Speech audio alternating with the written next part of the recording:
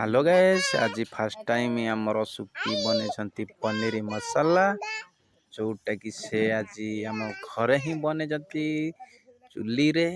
तो फास्ट आम पनीर को पीस पीस की छोट छोट काटिदेला देखते सुंदर भाव छाणी देती आलू दी पीस छाणी देती। आमर मसला बसई जोटार कि आमर पनीर मसला बिना पनीर मसला रे तरकारी आज से बनइबे गरम मसला चिकेन मसला देकी। तो सेटा आज हाथ टेस्ट करिया देखो मसला घाटी चलती। तो पनीर को साइज रे छोट छोट काटिकी टिके तेल रे छाणी देइथिले छाणीकी गरम पानी रे लूण टिके पकेकी 5 मिनिट पके देइथिले जोटा कि सॉफ्ट आसीबो नरम।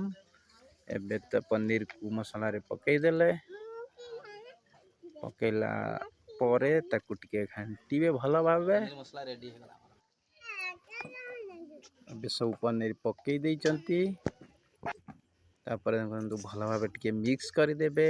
पिठा कड़ी केराम देखंतु केते सुंदर भावे सेठी हमर घांटुचंती।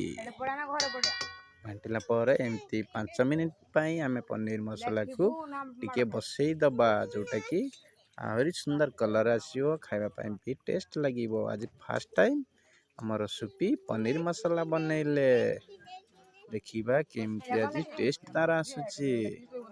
देखंतु बहुत सुंदरिया भी हेइची बिना पनीर मसाला रे पनीर।